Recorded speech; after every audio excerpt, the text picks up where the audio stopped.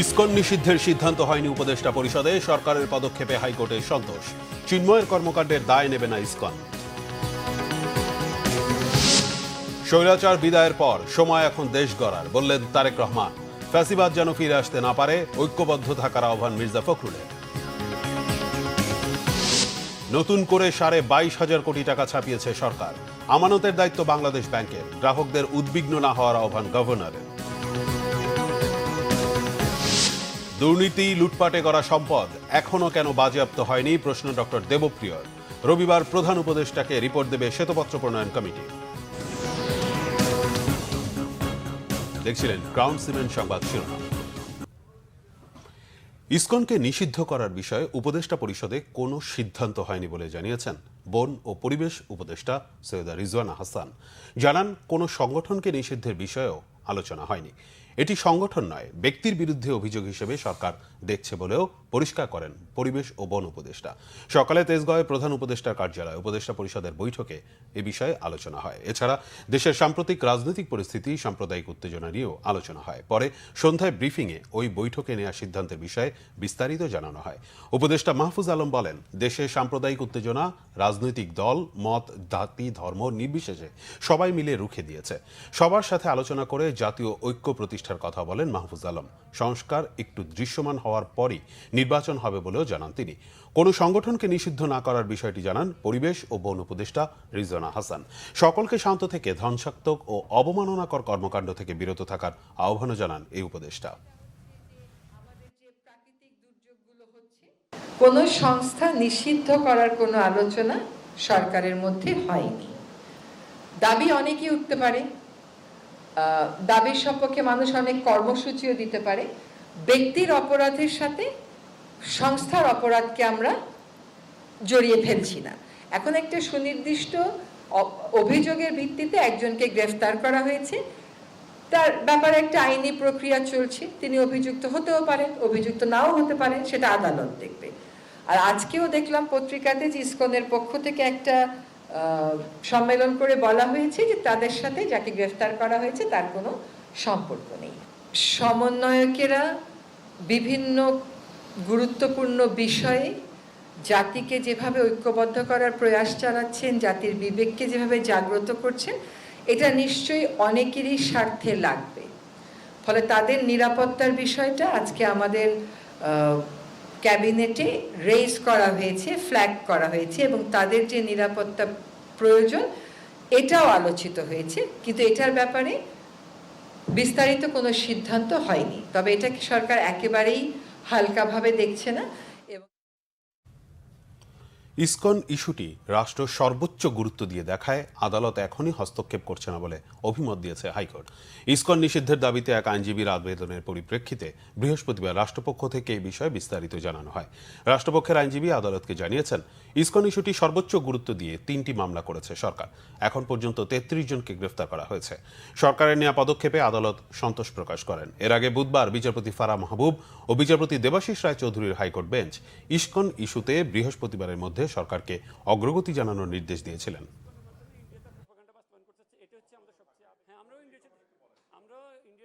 বাংলাদেশের সাংবিধানিক আইনে ওনারা গতকালকে সারাদিনের যে ব্রিফিং ছিল সবগুলোর ব্যাপারে কোর্টকে আশ্বস্ত করছে যে আমাদের রাষ্ট্রযন্ত্র সর্বোচ্চ চেষ্টা দিয়ে যাতে কোনো প্রকার দাঙ্গা অথবা হিন্দু মুসলিম কেউ কাউকে আঘাত করতে না পারে সেভাবে যথেষ্ট সচেতন ছিল এবং সেটা সফল হয়েছে। আজকে এখন পর্যন্ত আমাদের আজকে আপডেট হলো এটা। যেহেতু সরকার এখন তাদের কাছে যে তথ্য দেওয়া হচ্ছে মনে হয়েছে যে যথেষ্ট পরিমাণেই যা করার প্রয়োজন সেই সঠিক পদক্ষেপগুলোই নিচ্ছে। তো ওনারা বলেছেন যে পরবর্তীতে যদি কখনো প্রয়োজন হয় তাহলে তারা আমাদেরকে সহায়তা করার জন্য, তদন্তে সহায়তা করার জন্য যা করা দরকার করবেন। চিন্ময়ের মতো বহিষ্কৃত নেতাদের কার্যক্রমের জন্য ইসকন দায়ী নয় বলে মন্তব্য করেছেন সংগঠনের সাধারণ সম্পাদক চারুচন্দ্র দাস ব্রহ্মচারী। তিনি দাবি করেন, চট্টগ্রামে আইনজীবী হত্যায় ইসকনকে অন্যায়ভাবে জড়িয়ে মিথ্যাচার চলছে। এক সংবাদ সম্মেলনে এসব কথা জানায় সংগঠনটি। সংবাদ সম্মেলনে বলা হয়, এই সংগঠনকে নিয়ে ধারাবাহিকভাবে অপপ্রচার ও ভিত্তিহীন অভিযোগ তোলা হচ্ছে। দাবি করা হয় কিছু বিশেষ মহল অযৌক্তিকভাবে ইসকনকে বাতিলের দাবি করেছে। চিন্ময় কৃষ্ণ দাসের কাজ ও বক্তব্য ইসকনের বক্তব্য নয় বলে জানানো হয়। তাকে অনেক আগেই সংগঠনের কমিটি থেকে অব্যাহতি দেওয়া হয়েছে। নৈতিক স্খলনের অভিযোগে তাকে ইসকন থেকে বহিষ্কার করা হয়েছে বলেও জানান চারুচন্দ্র দাস। ইসকন একটি অরাজনৈতিক ও আন্তর্জাতিক সংগঠন উল্লেখ করে সংবাদ সম্মেলনে জানানো হয়, এটি ভারতীয় সংগঠন নয়। বাংলাদেশকে অস্থিতিশীল করার প্রশ্নই ওঠে না বলেও জানান সংগঠনের সাধারণ সম্পাদক।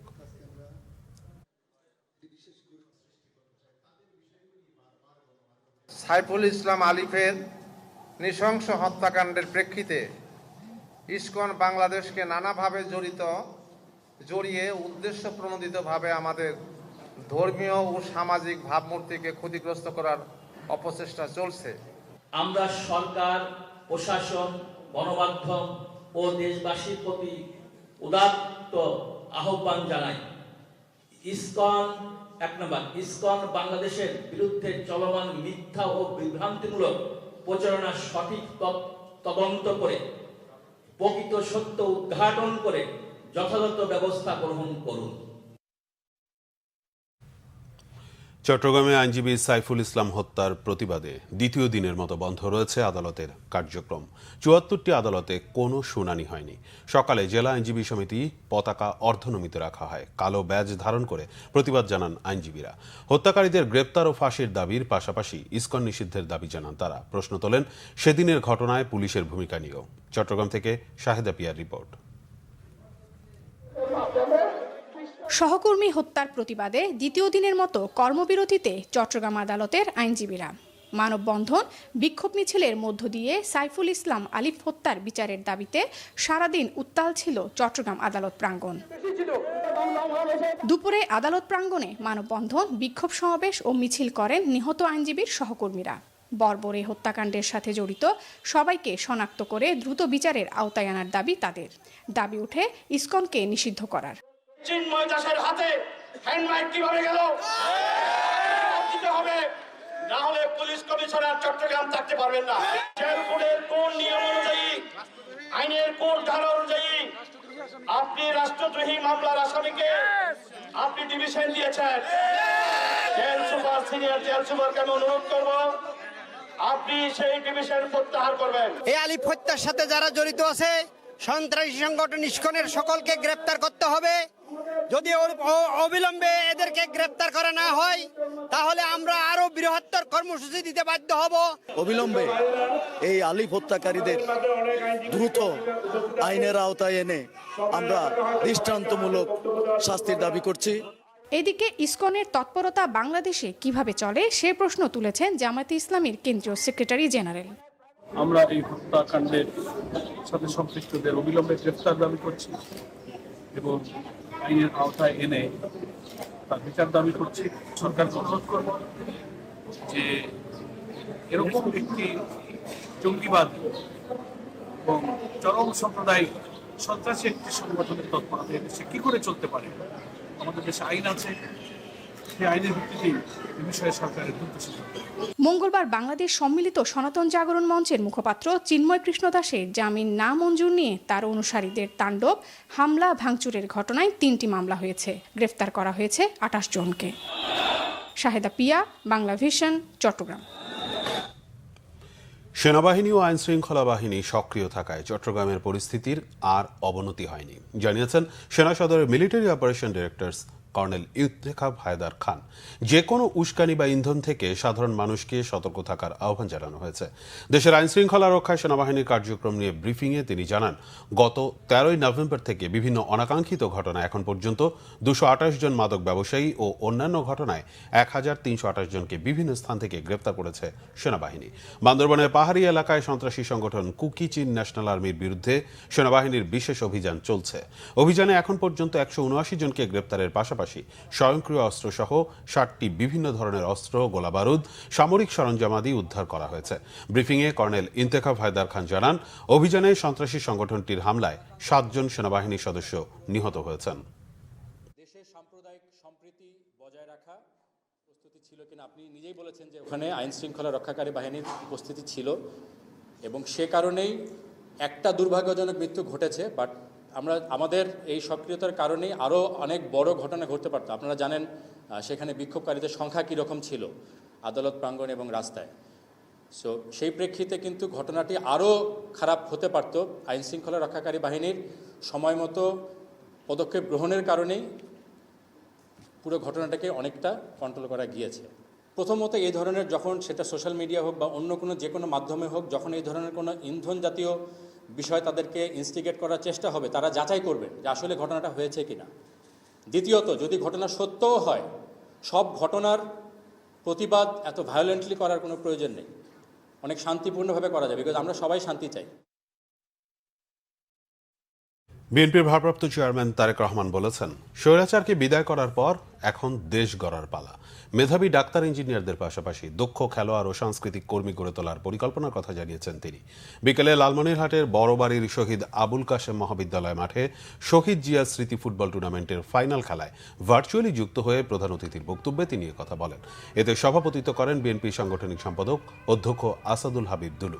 বিশেষ অতিথি ছিলেন দলের স্থায়ী কমিটির সদস্য মির্জা আব্বাস। এ সময় তিনি বলেন, প্রতিবেশী দেশের এক নেতা তাদের সেনাবাহিনীকে প্রস্তুত রাখতে যে নির্দেশনা দিয়েছেন তা একটি স্বাধীন দেশের সার্বভৌমত্বের প্রতি আঘাত। লালমনিরহাট জেলা বিএনপির আয়োজনে 2015 সাল থেকে শুরু হওয়া এ ফুটবল টুর্নামেন্টে রংপুর বিভাগের 8 জেলা, রংপুর মহানগর ও সৈয়দপুর রাজনৈতিক জেলা সহ বিএনপির 10টি টিম অংশ নেয়।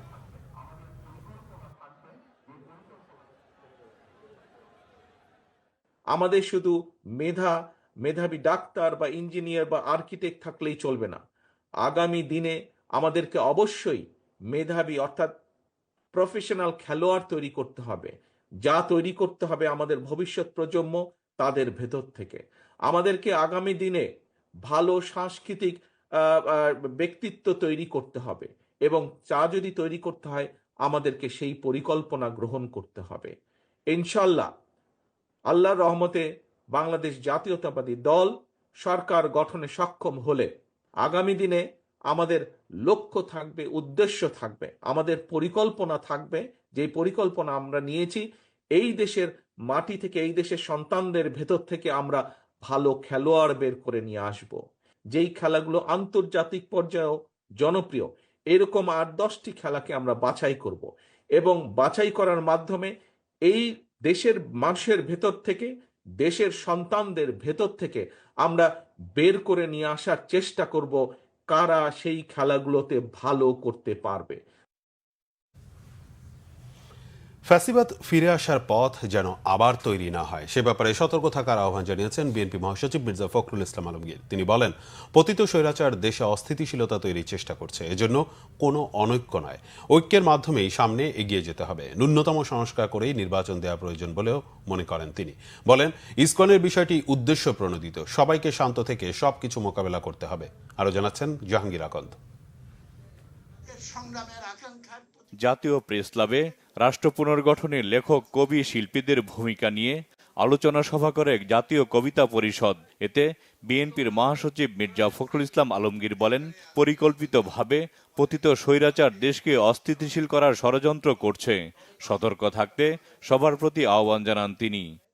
আমরা যারা আছি, যারা পক্ষে ছিলাম, যারা লড়াই করেছি, সংগ্রাম করেছি, আমরা কেন এখানে বিভাজন সৃষ্টি করছি? আজকে বিভিন্ন জায়গায় বিভিন্ন কথা শুনলে রীতিমতো ভয় হয় যে আজকে আমরা এই সময় এখনই এটাকে আমরা পুরো আন্দোলনকে একটা ভিন্ন দিকে নেওয়ার চেষ্টা করছি। যে আমাদের মনে হয় যে আমাদের সকলেরই এখন যেটা উচিত যে অনৈক্য সৃষ্টি না করে ঐক্যের মধ্য থেকে আমরা যে সুযোগটা সামনে পেয়েছি সেই সুযোগটাকে কাজে লাগিয়ে অন্তত আমরা কিছুটা হলেও সামনে এগিয়ে যাই। ফ্যাসিবাদ পরাজিত হয়েছে, ফ্যাসিবাদ যে কোনো সময় আবার ফিরে আসতে পারে, আমরা সেই রাস্তা যেন তৈরি করে না দিই।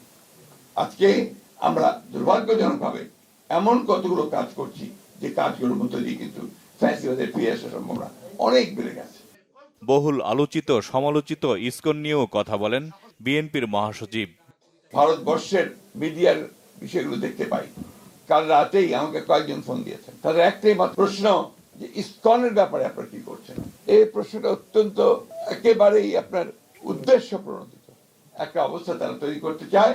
সেই অবস্থা নিয়ে প্রথমবার ফেল করেছে, এখন আবার নতুন করে আবার সেই অবস্থা তৈরি করছে। এটা আমাদেরকে সজাগ থাকতে হবে। আর আমরা সেখানে কোনো মতেই যেন আবার সেখানে আরো একটা বিভাজন সৃষ্টি না করি। এখন যেটা এই মুহূর্তে যেটা প্রয়োজন, সবাইকে শান্ত থেকে বিষয়গুলোকে অনুধাবন করে আমাদের ধীরে ধীরে এগিয়ে যাওয়া এবং সবাইকে সঙ্গে নিয়ে সামনের দিকে আগানো, এছাড়া কোনো পথ আছে বলে আমি অন্তত মনে করি না। আলোচনা সভায় রাজনৈতিক দলের নেতা ও সুশীল সমাজের প্রতিনিধিরা বলেন, রাজনৈতিক সংস্কৃতির পরিবর্তন না হলে কোনো সংস্কারই টিকবে না। চট্টগ্রামে হত্যাকাণ্ডের পরও জনগণ অসাধারণ সংযম দেখিয়েছেন, সাম্প্রদায়িক দাঙ্গা বাঁধানোর চেষ্টা হয়েছে বলে অভিযোগ করেন তারা। স্বৈরতন্ত্রে যখন পতন হয়েছে তখন সেই শূন্যস্থান কাউকে না কাউকে পূরণ করতে হবে। তো যারা পূরণ করেছেন তাদের কর্মসূচিটা কি আমরা এখনো জানি না। এখন আপনি বলছেন, আপনি আবার বিভেদের কথা বলছেন, এখন আমাদের জাতীয় ঐক্য দরকার। ঐক্য হাড় যদি ভেঙে যায়, চামড়ার ঐক্য দিয়ে কিছু হয়? সেই জন্য আমাদের ঐক্যের কথাটা ভাবতে হবে। যদি স্বৈরতন্ত্রের পুনর্বাসন আমরা না চাই, তাহলে এই যে গণতন্ত্রের অদ্ভুত সব সংজ্ঞা দিচ্ছে, স্বৈরতান্ত্রিকদেরকেও নির্বাচনে দাঁড়াবার সুযোগ দিতে হবে, এটা কি করে কথা হতে পারে? আমরা শুনতেছি যারা গণহত্যার জন্য দায়ী, ইংরেজি যেটাকে ম্যাসাকার বলে, তাদের বিচার করার আগে তো তাদের নির্বাচনে আসতে দেওয়ার কোনো প্রশ্নই ওঠে না। আমাদের চ্যালেঞ্জ হলো আওয়ামী ন্যারেটিভের কবর দিয়ে প্রপার ইতিহাসের সঠিক ধারায় সঠিক ন্যারেটিভ সেটাকে প্রতিষ্ঠা করতে। আপনাকে প্রয়োজনীয় সংস্কারগুলো করে অবাধ নিরপেক্ষ বিশ্বাসযোগ্য নির্বাচন করতে হবে। গ্রহণযোগ্য নির্বাচনের মধ্য দিয়ে মানুষের গণতান্ত্রিক আকাঙ্ক্ষাকে ধারণ করে নির্বাচন দিয়ে যদি বেরিয়ে যেতে পারে, নিশ্চয়ই এই সরকারকে আমরা সাধুবাদ জানাবো। আলোচকরা বলেন, মানুষ নতুন উদাহরণ তৈরি করেছে, তারা কোনো উস্কানিতে পা দেবে না। জাহাঙ্গীর আকন্দ, বাংলা ভিশন, ঢাকা। এদিকে যে কোনো নৈরাজ্য ও হঠকারী সিদ্ধান্ত জাতির জন্য বড় ক্ষতির কারণ হয়ে উঠতে পারে বলে মন্তব্য করেছেন বিএনপি মহাসচিব মির্জা ফখরুল ইসলাম আলমগীর। ফ্যাসিস্টরা সুযোগ পায় এমন কোনো পদক্ষেপ না নিতে সবার প্রতি আহ্বানও জানান তিনি। সংবাদপত্র মালিকদের সংগঠন news paper owners association of Bangladesh নোয়াবের সাথে রাজনৈতিক দলের মতবিনিময় সভায় এসব কথা বলেন বিএনপি মহাসচিব। আক্রমণের মুখে স্বাধীন সাংবাদিকতা ও গণমাধ্যম প্রতিষ্ঠান শীর্ষক আলোচনায় মির্জা ফখরুল বলেন, পতিত স্বৈরাচার ও তাদের দোসররা দেশের মানুষের গণতান্ত্রিক অধিকার নস্যাতের পায়তারা করছে। ঐক্যবদ্ধভাবে যে কোনো ষড়যন্ত্র মোকাবেলায় সবাইকে সজাগ থাকার আহ্বানও জানান মির্জা ফখরুল। নাগরিক ঐক্যের সভাপতি মাহমুদুর রহমান মান্না বলেছেন, বাংলাদেশের হিন্দুদের নিয়ে নরেন্দ্র মোদী বা ভারতের কারো কথা বলার কিছু নেই। এদেশের মানুষ প্রচণ্ড ধৈর্যশীল, অসাম্প্রদায়িক, তাই কোনো অপ্রীতিকর কিছু ঘটেনি বলে মন্তব্য করেন তিনি। বলেন, এদেশে মুসলমান, হিন্দু, বৌদ্ধ, খ্রিস্টান সবাই সমান। জাতীয় প্রেস ক্লাবে এক সেমিনারে এসব কথা বলেন মান্না। ভারতের বিজেপি নেতারা বাংলাদেশ নিয়ে কি বলল তার উত্তর দেওয়ার দরকার নেই বলে মনে করেন তিনি। বলেন, জনসভা ডেকে সেখানে আইনজীবী সাইফুলকে হত্যা করা হয়েছে, এটা ছোট ব্যাপার না। এর বিচার না করলে এমন ঘটনা আরো বাড়বে বলে জানান তিনি। স্বৈরাচারী হাসিনার বার্তা দেয়া ভারত বন্ধ করছে না মন্তব্য করে তিনি অভিযোগ করেন, এর মানে ভারত তাকে উস্কানি দিচ্ছে। 15 বছর হাসিনা যে লুটপাট করেছে তার জবাব তাকে দিতে হবে মন্তব্য করে মান্না বলেন, আওয়ামী লীগ আর কখনো ফিরতে পারবে না।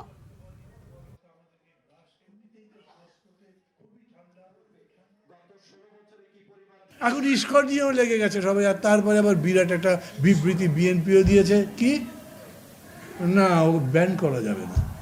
ওটার অনুমোদন আছে নাকি ইস্কনের? আমাদের রেজিস্ট্রেশন আছে, ইস্কনের আছে, তো ওইটার আবার ব্যান করা কি? হ্যাঁ, একটা আপনি বলতে পারেন যে ভাই এখন কি করবে সেটা ঠিকঠাক মতো করে, যাতে উল্টাপাল্টা না হয়। আর আমার দেশের হিন্দু না বৌদ্ধ না খ্রিস্টান তাতে মোদির কি? আমার দেশে তোর তো না, মোদির লোকটা কিসে?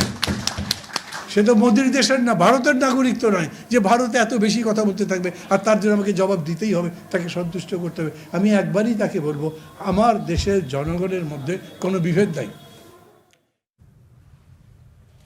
প্রধান উপদেষ্টা অধ্যাপক ডক্টর মোহাম্মদ ইউনূস বলেছেন, তিনি নিজেকে রংপুরের সন্তান বলে মনে করেন, কারণ তিনি জুলাই আগস্ট বিপ্লবে শহীদ আবু সাঈদের সাহস ও আত্মত্যাগে গভীরভাবে অনুপ্রাণিত। তেজগাঁওয়ে নিজ কার্যালয়ে আবু সাঈদের পরিবারের সদস্যদের স্বাগত জানিয়ে তিনি বলেন, রংপুরের একজন উপদেষ্টা হিসেবে তাকে বিবেচনা করতে। প্রধান উপদেষ্টা এ সময় শহীদ আবু সাঈদ ফাউন্ডেশনের সনদপত্র আবু সাঈদের পরিবারের হাতে তুলে দেন। আবু সাঈদের বাবা মকবুল হোসেন সনদপত্র গ্রহণ করেন। আবু সাঈদের ভাতিজা মোহাম্মদ লিটন মিয়াও উপস্থিত ছিলেন সেখানে। প্রধান উপদেষ্টা আবু সাঈদের বাবা মায়ের স্বাস্থ্যের খোঁজ খবর নেন এবং সরকারের পক্ষ থেকে সর্বোচ্চ সহায়তার আশ্বাস দেন।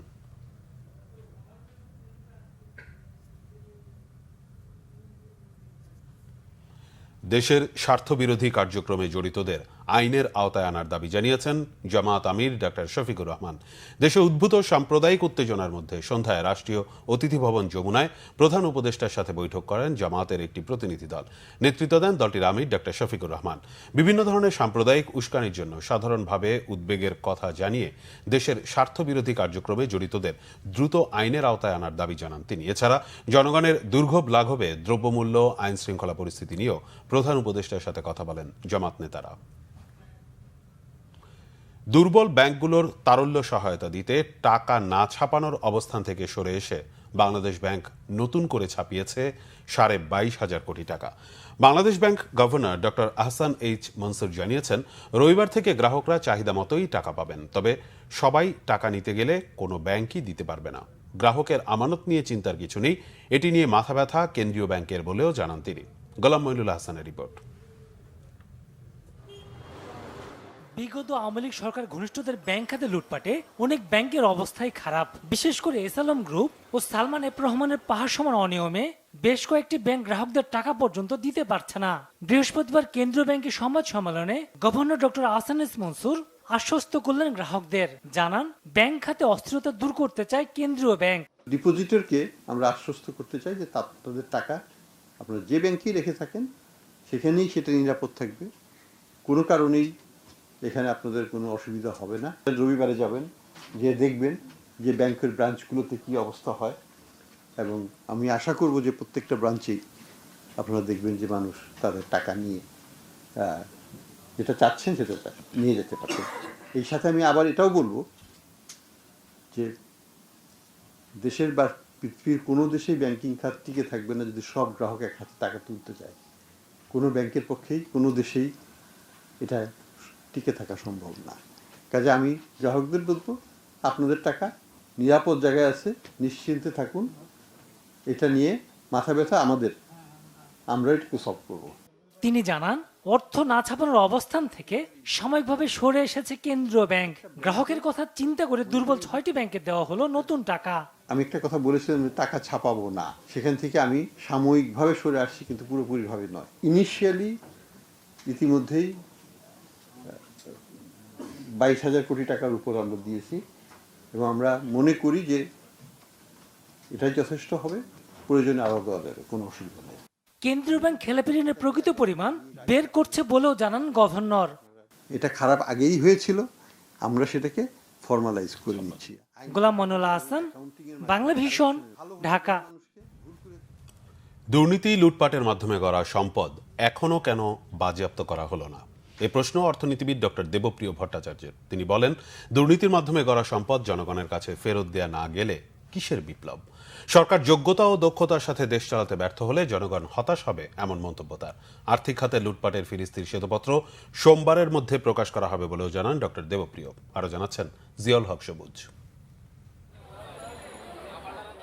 দিন দিন অসহনীয় হচ্ছে নিত্যপণ্যের দর। ফ্যাসিবাদের পতনের পর পেঁয়াজ, আলুর মতো নিত্যপণ্যের দাম নিয়ন্ত্রণে আসবে, সাধারণ মানুষের এমন আশা থাকলেও সেই আশায় গুড়ে বালি ভোক্তাদের। অর্থনীতিবিদরাও বলছেন, চাহিদা অনুযায়ী বাজারে যোগান দেওয়াটাই এখন সরকারের সবচেয়ে বড় চ্যালেঞ্জ। সত্যিকার অর্থে এটা একটা আনপ্রেসিডেন্টেড চ্যালেঞ্জ, যেখানে দুটো জিনিস একসঙ্গে যোগ হয়েছে, ইনফ্লেশন এবং রিজার্ভ ক্রাইসিস। একটু যদি আমরা ঠিক সিদ্ধান্ত না নিই, আমরা কিন্তু হোঁচটকে পড়ে যেতে পারি। তো এই জন্য আমি বলবো যে এখন হয়তো যেটা দরকার, যে ডিমান্ড সাইড ম্যানেজমেন্টের পাশে আমরা সাপ্লাইটাকে কিভাবে ইমপ্রুভ করব। অর্থনীতির চালচিত্র বিশ্লেষণ করে অর্থনীতিবিদ ডক্টর দেবপ্রিয় ভট্টাচার্য জানিয়েছেন, ব্যাংকিং ও জ্বালানি খাতে সরকারের পদক্ষেপ দৃশ্যমান হলেও কিছু ক্ষেত্রে স্বচ্ছতা এখনো নিশ্চিত করা সম্ভব হয়নি। দুর্নীতি, লুণ্ঠনের মাধ্যমে সম্পদ হলো, এগুলি বাজেয়াপ্ত হলো না কেন? ব্যাংকের যে সমস্ত ঋণ ছিল সেগুলিকে সমন্বয় করার জন্য দ্রুততর আইনি পদক্ষেপের মাধ্যমে যে সমস্ত জামানতগুলো ছিল সেগুলি কেন অধিগ্রহণ এখন পর্যন্ত আমরা করতে দেখছি না? দুর্নীতির যে পাহাড় গড়ে উঠেছে, সেই দুর্নীতির পাহাড়ের থেকে যদি আমরা জনগণের সম্পদ ফিরিয়ে না নিতে পারি, তাহলে আর কিসের বিপ্লব হলো? যেহেতু এই পদক্ষেপ, তাহলে তো আর 10টা বছরের মতো সেই একই ঘটনা আমাদের ঘটছে। সরকারকে টার্গেট ভিত্তিক 6 মাসের কর্মপরিকল্পনার দলিল তৈরির তাগিদ দেন ডক্টর দেবপ্রিয় ভট্টাচার্য। যদি যোগ্যতার সাথে আমি দেশ পরিচালনা করতে না পারি, তাহলে কিন্তু ওই দক্ষতার অভাবের কারণে আমরা বাংলার মানুষকে হতাশাগ্রস্ত করে দিব। যদি অর্থনৈতিক ক্ষেত্রে মানুষ, জনগণ স্বস্তি না পায় এবং তার সাথে আইন শৃঙ্খলাতে যদি সে নিরাপত্তা বোধ না করে, তাহলে আমাদের সংস্কারের কোনো উচ্চাশায় কিন্তু আমরা পৌঁছাতে পারবো না। এবং সেই সংস্কারের উচ্চাশায় পৌঁছাতে না পারলে পরে আমরা নির্বাচনের যে চরম লক্ষ্যকে নিয়ে আসছি, সেটার ক্ষেত্রেও বড় ধরনের বিভ্রান্তি বা সমস্যা সৃষ্টি হওয়ার আশঙ্কা থেকে যাবে। ডক্টর দেবপ্রিয় জানান, আর্থিক খাতের লুটপাটের ফিরিস্তি রবিবার প্রধান উপদেষ্টাকে জানানো হবে। এরপর তা জনসম্মুখে প্রকাশ করবে শ্বেতপত্র প্রণয়ন কমিটি। রবিবার দিন মাননীয় প্রধান উপদেষ্টার কাছে দুপুর 12টার সময় আমরা শ্বেতপত্র হস্তান্তর করব। জিয়াউল হক সবুজ, বাংলা ভিশন, ঢাকা। দ্রুত নির্বাচনের ব্যবস্থা করতে অন্তর্বর্তী সরকারের প্রতি আহ্বান জানিয়েছেন বিএনপি চেয়ারপারসন উপদেষ্টা আমানুল্লাহ আমান। তিনি বলেন, নির্বাচিত সরকারই জনগণের আশা আকাঙ্ক্ষা পূরণ করবে। সকালে কেরানীগঞ্জের হযরতপুরে শহীদ প্রেসিডেন্ট জিয়াউর রহমান ডিগ্রি কলেজের নবীনবরণ অনুষ্ঠানে প্রধান অতিথির বক্তব্যে তিনি এসব কথা বলেন। আমান আরও বলেন, দীর্ঘ 16 বছর তারেক রহমানের নেতৃত্বে দেশে আন্দোলন হয়েছে। এই আন্দোলনে অনেক নেতাকর্মী গুম খুনের শিকার হয়েছেন, জেল, জুলুম ও নির্যাতনের শিকারও হয়েছেন অনেকে। ছাত্র জনতার আন্দোলনে স্বৈরাচারের মাথা পালিয়েছে, কিন্তু লেজ পালায়নি। তাই দেশে অরাজকতা বাড়ছে। সবাইকে সতর্ক থাকার আহ্বান জানান আমানুল্লাহ আমান।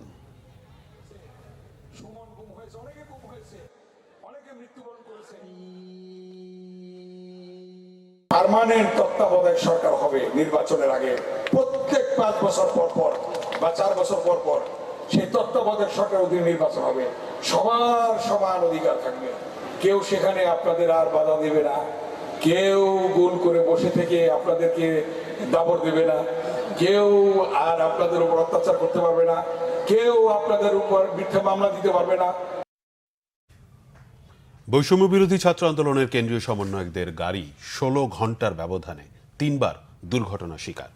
এসব দুর্ঘটনা তাদের গাড়ি চাপা দিয়ে হত্যার চেষ্টা বলে অভিযোগ উঠেছে। সকালে রাজধানীর যাত্রাবাড়িতে হাসনাতকে বহনকারী গাড়িটিকে একটি পিকআপ ধাক্কা দেয়। এরপর গুলিস্তানে আরও একবার তাদের গাড়িটিকে ধাক্কা দেয় অন্য একটি গাড়ি। এর আগে বুধবার চট্টগ্রাম কক্সবাজার মহাসড়কে সন্ধ্যা 7:30টার দিকে তাদের বহনকারী গাড়িটিকে একটি ট্রাক চাপা দেওয়ার চেষ্টা করে। এদিকে উদ্দেশ্য প্রণোদিতভাবে হাসনাত সার্জিসের গাড়ি চাপা দেওয়ার চেষ্টা করা হয়েছে বলে অভিযোগ করেছে বৈষম্য বিরোধী ছাত্র আন্দোলন। দুপুরে ঢাকা সিটি কলেজের শিক্ষার্থীদের সঙ্গে এক মতবিনিময় সভায় বৈষম্য বিরোধী ছাত্র আন্দোলনের মুখ্য সংগঠক হান্নান মাসুদ বলেন, ঘাতকরা কয়েকজনকে টার্গেট করে রেখেছে। সম্প্রতি বিভিন্ন কলেজের সংঘর্ষের বিষয়টি উল্লেখ করে বলেন, উস্কানি ছাড়া শিক্ষা প্রতিষ্ঠানে এসব কর্মকাণ্ড সম্ভব নয়। সরকার দেশ চালাতে হোঁচট খাচ্ছে বলেছেন জাতীয় পার্টির চেয়ারম্যান জিএম কাদের। সংবিধান সংস্কার নিয়ে দলের ভাবনা জানাতে আয়োজিত সংবাদ সম্মেলনে তিনি কথা বলেন। জিএম কাদের বলেন, আওয়ামী লীগের বিরুদ্ধে যেসব মামলা হয়েছে সেগুলোর তথ্য প্রমাণ থাকলে আইনের মাধ্যমে বিচার হওয়া উচিত। সংবিধান সংশোধনে এ সময় 19টি প্রস্তাবনা তুলে ধরা হয়। সরকারি দলের প্রধান এবং প্রধানমন্ত্রী একই ব্যক্তি না হওয়ার প্রস্তাব দেয় জাতীয় পার্টি। জিএম কাদের বলেন, সংসদ সদস্যদের সংসদে নিজ দলীয় সিদ্ধান্তের বাইরে ভোট দেওয়ার সুযোগ থাকতে হবে। দীর্ঘ সময় সর্বোচ্চ পদে থাকলে সেই ব্যক্তি ক্ষমতা কেন্দ্রীভূত করার প্রবণতা দেখান, স্বৈরাচারী হয়ে ওঠেন। তাই সর্বোচ্চ 2 বার শীর্ষ পদে থাকবে এমন বিধান রাখার পরামর্শ দেওয়া হয়। সংবিধানের 15 সংশোধনী বাতিলের দাবিও জানানো হয়। সেই সাথে তত্ত্বাবধায়ক সরকারের বিধান আবারও চালুর প্রস্তাব দিয়েছে জাতীয় পার্টি। সুপ্রিম কোর্ট এবং একই সাথে দেশের জেলা আদালতগুলোতে যে অনাকাঙ্ক্ষিত পরিস্থিতির সৃষ্টি হয়েছে সে বিষয়ে গভীর উদ্বেগ প্রকাশ করেছেন প্রধান বিচারপতি সৈয়দ রেফাত আহমেদ। সুপ্রিম কোর্ট আপিল বিভাগের এক প্রেস বিজ্ঞপ্তিতে প্রধান বিচারপতির এই উদ্বেগ প্রকাশ করা হয়। দেশের আদালতসমূহ যাতে বিচার প্রার্থীদেরকে নির্বিঘ্নে বিচার সেবা প্রদান করতে পারে সে লক্ষ্যে সুপ্রিম কোর্ট সামগ্রিক বিষয়াবলী নিবিড়ভাবে পর্যবেক্ষণ করছে। সমস্ত প্রতিকূলতা ও অনাকাঙ্ক্ষিত পরিস্থিতি সত্ত্বেও দেশের আদালতসমূহে বিচার সেবা প্রদান অব্যাহত রয়েছে। প্রধান বিচারপতি দেশের আদালতসমূহে এরূপ পরিস্থিতির পুনরাবৃত্তি রোধ করতে এরই মধ্যে প্রয়োজনীয় পদক্ষেপ গ্রহণ করেছেন। প্রেস বিজ্ঞপ্তিতে বলা হয়, দেশের সকল আদালতে স্বাভাবিক কার্যক্রম বজায় রেখে বিচার প্রার্থী জনগণকে বিচার সেবা প্রদানের ধারা অব্যাহত রাখার নির্দেশনা প্রদান করেছেন প্রধান বিচারপতি। ইসকনকে সন্ত্রাসী সংগঠন আখ্যা দিয়ে নিষিদ্ধের দাবি জানিয়েছে সুপ্রিম কোর্ট আইনজীবী সমিতি। বৃহস্পতিবার সমিতির শহীদ শফিউর রহমান মিলনায়তনে এক সংবাদ সম্মেলনে এ দাবি জানানো হয়। চট্টগ্রাম আদালত প্রাঙ্গণে আইনজীবী সাইফুল ইসলাম আলিফ নিহতের ঘটনার নিন্দা ও প্রতিবাদ জানায় সুপ্রিম কোর্ট আইনজীবী সমিতি। সংবাদ সম্মেলনে লিখিত বক্তব্যে সমিতির ভারপ্রাপ্ত সাধারণ সম্পাদক বলেন, কোনো আইনজীবী অনাকাঙ্ক্ষিতভাবে মারা গেলে তাদের হৃদয়ে রক্তক্ষরণ হয়। তিনি বলেন, গত জুলাই আগস্টে ছাত্র জনতার গণ অভ্যুত্থানে ফ্যাসিবাদী সরকারের পতনের পর তাদের মতাদর্শের দেশি বিদেশি দোসরদের নিয়ে দেশ বিরোধী ষড়যন্ত্রে লিপ্ত রয়েছে। আলিফ হত্যাকাণ্ডে জড়িতদের বিরুদ্ধে সর্বোচ্চ গুরুত্ব দিয়ে আইনি ব্যবস্থা নিতে সরকারের প্রতি দাবি জানানো হয় সংবাদ সম্মেলনে। দেশের বাজারে পাওয়া যাবে ইউরোপীয় এসিসি ব্র্যান্ডের কম্পিউটার পণ্য। ওয়ালটন ব্র্যান্ডের পাশাপাশি এসিসি ব্র্যান্ডের প্রিমিয়াম ক্যাটাগরির ল্যাপটপ, ডেস্কটপ, মনিটর সহ বিভিন্ন কম্পিউটার পণ্য উৎপাদন ও বাজারজাত করবে ওয়ালটন ডিজিটেক। রাজধানীর একটি হোটেলে এক অনুষ্ঠানে এসব কম্পিউটার পণ্যের মোড়ক উন্মোচন করে ওয়ালটন ডিজিটেক ইন্ডাস্ট্রিজ। ওয়ালটন কর্তৃপক্ষ জানিয়েছে, এসিসি ব্র্যান্ডের 4 মডেলের ল্যাপটপ, 2 মডেলের ডেস্কটপ এবং 1 মডেলের মনিটর উৎপাদন করতে যাচ্ছে ওয়ালটন। অনুষ্ঠানের প্রধান অতিথি ছিলেন তথ্য ও যোগাযোগ প্রযুক্তি সচিব শীষ হায়দার চৌধুরী। বিশেষ অতিথি ছিলেন যুব ও ক্রীড়া মন্ত্রণালয় সচিব মোহাম্মদ রেজাউল মাকসুদ জাহেদি। অনুষ্ঠানে সভাপতিত্ব করেন ওয়ালটন ডিজিটেকের চেয়ারম্যান এস রেজাউল আলম। উপস্থিত ছিলেন এমআইএসটির commandant major general Mohammad Nasim Parvez, Jessore বিজ্ঞান ও প্রযুক্তি বিশ্ববিদ্যালয়ের উপাচার্য professor doctor Abdul Majid, ICT বিভাগের মহাপরিচালক মোহাম্মদ আনোয়ার উদ্দিন, ওয়ালটনের সাবেক উপদেষ্টা অবসরপ্রাপ্ত মেজর জেনারেল ইবনে ফজল সাইফুজ্জামান, ওয়ালটন হাইটেকের পরিচালক তাহমিনা আফরোজ তান্না ও অতিরিক্ত মহাপরিচালক ইঞ্জিনিয়ার লিয়াকত আলী।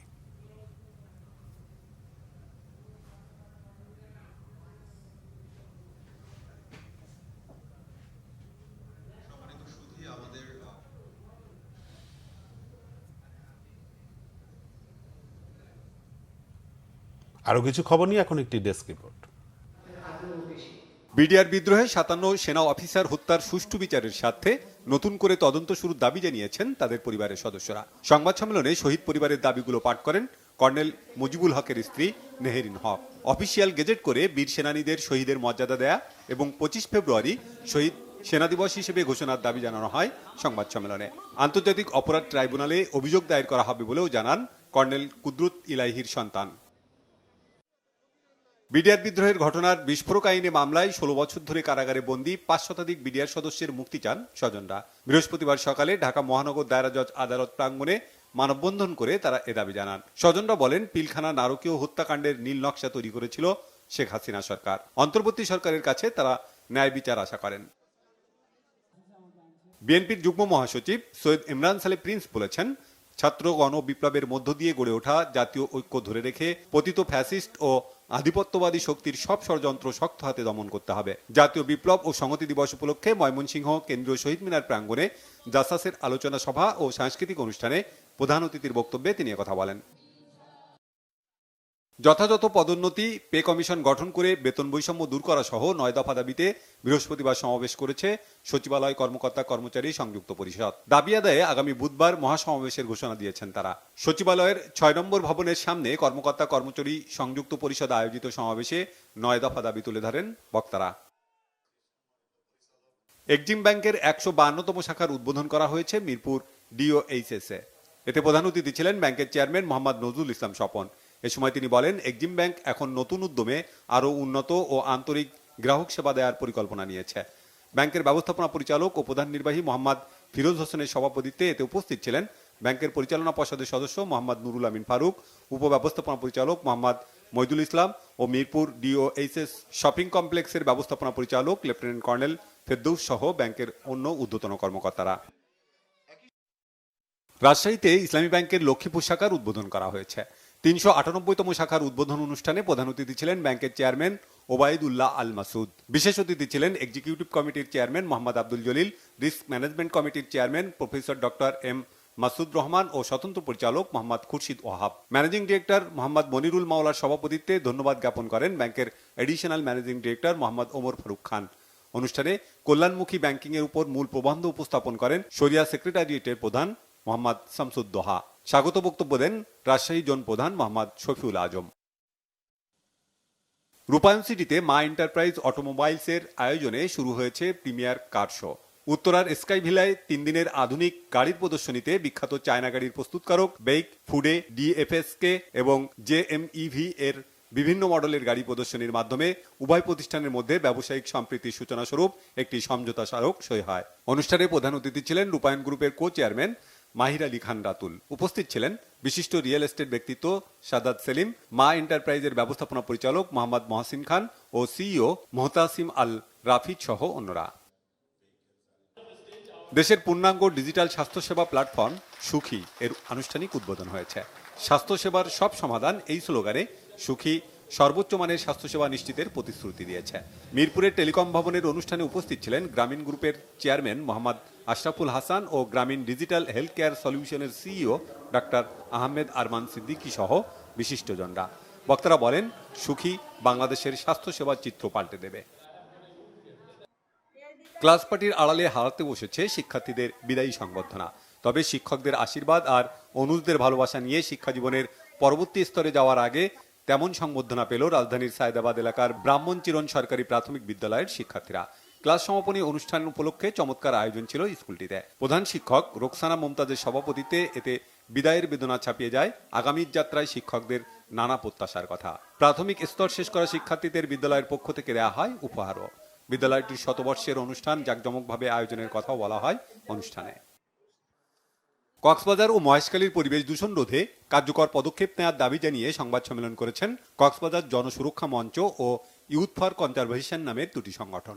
শহরের একটি হোটেলের সম্মেলন কক্ষে সংবাদ সম্মেলনে বক্তব্য রাখেন অ্যাডভোকেট কাউসার এ সাকি, FM রুবেল, মাওলানা মহাসিন।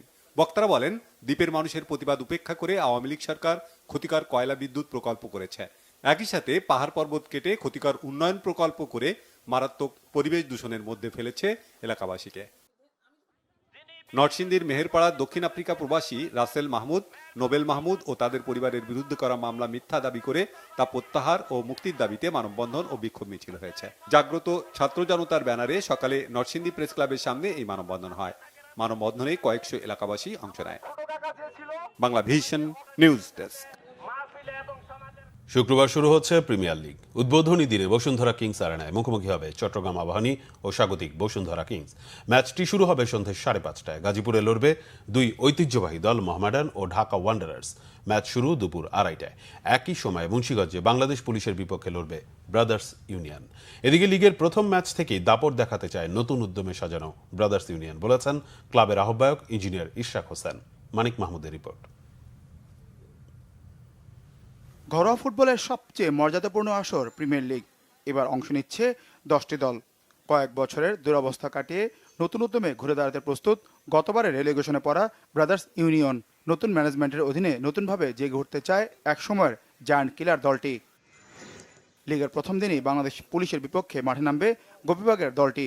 নির্ভর ফুটবল খেলতে ফুটবলারদের অনুপ্রাণিত করেছেন ক্লাবের আহ্বায়ক ইঞ্জিনিয়ার ইশরাক হোসেন। দিয়েছেন ব্রাদার্সের নতুন ম্যাচ জার্সি। দলবদল জটিলতায় নিয়মের ফাঁদে আটকে থাকায় জামাল ভুঁইয়াকে দলভুক্ত করেও খেলাতে পারছে না ব্রাদার্স। সমস্যার সমাধানের আশা করছেন ক্লাবটির আহ্বায়ক। লিগ টেবিলের ভালো অবস্থানের প্রত্যাশায় ধাপে ধাপে এগিয়ে যেতে চায় ব্রাদার্স ইউনিয়ন।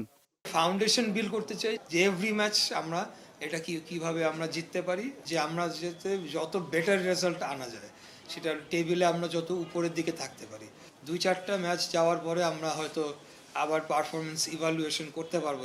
মুন্সিগঞ্জ হোম ভেন্যুতে দর্শক নিতে না পারা নৌবাহিনীর খেলা থাকায় লিগের প্রথম ম্যাচে রহমতকে না পাওয়া সহ বিভিন্ন বিষয়ে বাফুফের কর্মকাণ্ড প্রশ্নবিদ্ধ হলেও পরিবর্তিত পরিস্থিতিতে কোনো নেতিবাচক অভিযোগ নেই ইঞ্জিনিয়ার ইশরাকের। ফুটবলের স্বার্থে সহযোগিতার মনোভাব তার। এই বছর সবকিছুই ব্যতিক্রম। আপনারা জানেন যে একটা ব্যতিক্রমী অবস্থায় ফুটবল ফেডারেশনের নির্বাচন হয়েছে এবং সবকিছু খুব একটা লিগের ফিক্সচারটাও ঘোষণাটাও 3বার বা 4বার পেছানো হয়েছে। অতএব আমরা এই সিজনে ভুল ত্রুটি ধরতে চাই না। অনুশীলনে সর্বোচ্চ প্রস্তুতি নেওয়ার চেষ্টা করেছে ব্রাদার্স। ফুটবলে প্রাণ সঞ্চার করতে লিগের ম্যাচগুলোতে দর্শকদের মাঠে আসার আহ্বান রাখেন বাফুফের সহসভাপতি ও ব্রাদার্স ক্লাবের সদস্য সচিব সাব্বির আহমেদ আরেফ। দর্শকদের অনুরোধ করছি, আপনারা যেখানেই খেলা হোক আপনারা মাঠে আসেন, আপনারা খেলা দেখতে থাকেন, উৎসাহ দিতে থাকেন, প্লেয়ার তৈরি হয়ে যাবে। 4টা প্র্যাকটিস ম্যাচ খেলেছি। প্র্যাকটিস ম্যাচ খেলার পরে আমাদের যে ক্লাবের অবস্থা, সেই অবস্থা থেকে প্রিপারেশন আমাদের কাছে ভালো মনে হয়েছে, একটা টিম সেট করেছি ক্যারিয়ার। তো অবশ্যই আমাদের যারা এখানে আমরা প্লেয়ার আসছি, অবশ্যই আমাদের এইখানে ভালো করার চিন্তা নিয়ে আসছি। তো আমরা যতটুকু পারি ততটুকুই আমাদের জায়গা থেকে মানে 100% চেষ্টা করব ব্রাদার্সকে ভালো কিছু দেওয়ার। গাম্বিয়ান কোচ ওমর সিসের অধীনে ব্রাদার্স শক্তি বাড়াতে দলভুক্ত করেছে 5 জন বিদেশি ফুটবলারকে। মানিক মাহমুদ, বাংলা ভিশন, ঢাকা। এই ছিল এখনকার মতো। পরের সংবাদ রাত 1টায় দেখার আমন্ত্রণ রইল। এছাড়া বাংলা ভিশন সংবাদ ও সংবাদ সংশ্লিষ্ট অনুষ্ঠান দেখতে ভিজিট করুন www.bbnews24.com ও facebook.com/banglavisionnews এবং সাবস্ক্রাইব করুন youtube.com/banglavisionnews। ধন্যবাদ।